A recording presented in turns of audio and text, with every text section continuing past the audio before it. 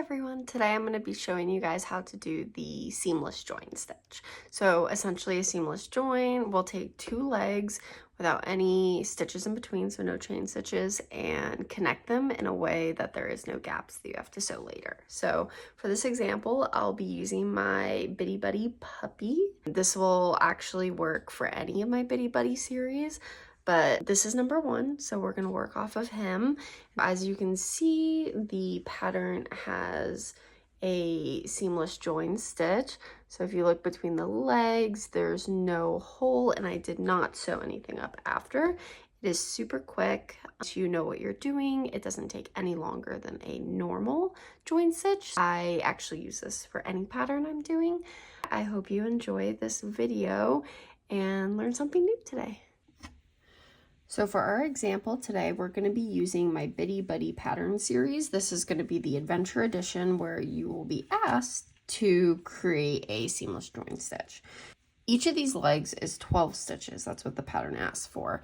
To kind of know how to apply this technique to any pattern, what you'll do is just know what the number of stitches is for each leg, and it'll be combined. There'll be no additional stitches. It'll just be pretty much the two stitch counts combined. So since these legs are each 12, it'll be 24 stitches total.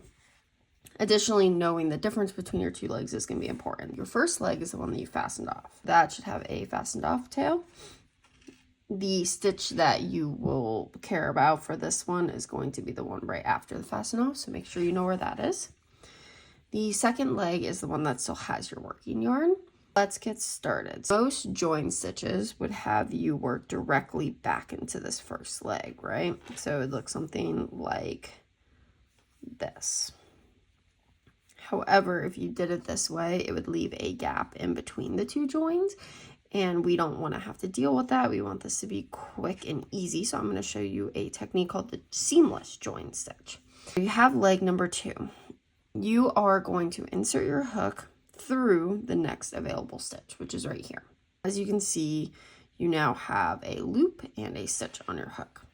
You are also going to insert your hook through leg number 1. Specifically, you're going to want to do it on the next available stitch next to the fasten off. So it would have been the stitch that you would have worked into next if you hadn't fastened off this leg. So now we have our hook through a stitch on leg 2 and a stitch on leg 1. We're going to yarn over and pull through both of the stitches. You don't want to pull through that last loop though. You're going to pull up your yarn and essentially finish this as if it was just a normal single crochet. Now, to kind of explain how the seamless stitch works, it's essentially a decreased stitch and an increased stitch when you think about the total stitch count that you should have. So each of these legs is 12, right? We want it to be 24. Because we just worked through a stitch on each leg, that was kind of a decreased stitch. So to make it back to being 24 as we want it to be, we're going to have to do an increased stitch. So we're going to work into that same stitch that we just connected through on leg 1 and put another single crochet in there. So now we're back on track to have 24. So we're going to make 10 more single crochets around. So 1, 2, 3, 4, 5, 6, 7, 8, 9, 10. Your 11th one should be the stitch that you had fastened off when you created the legs. You are going to do another seamless join. So again, you're going to have to do that kind of decreased join stitch where you go through the next available stitch, which is that fasten off of leg 1. And then you're going to go through the stitch that is directly next to your first seamless join. So again, you should be through 2 stitches, 1 in each leg.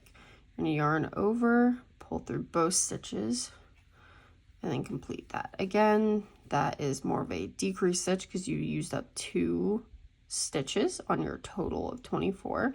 So to even that out again, we want to do an increased stitch. So add another single crochet into that second stitch that we had worked into.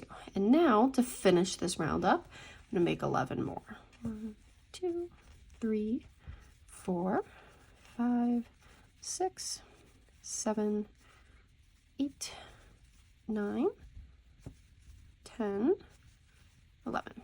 So now we have completely joined the legs. You can see there's no hole in there, so there's no need to sew. This can speed your process up when making plushies.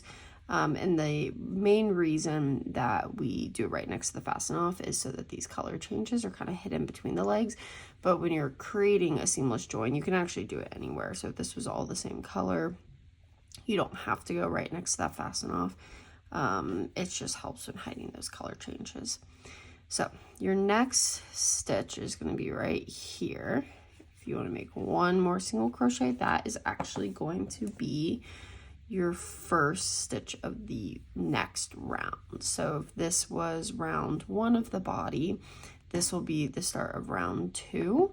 I always put my stitch marker on the first stitch, not the last stitch of a round, so you can move your stitch marker accordingly, but now you are good to continue to the body pattern. So thanks for watching. I hope this makes all of your patterns a lot easier anytime you have to join legs.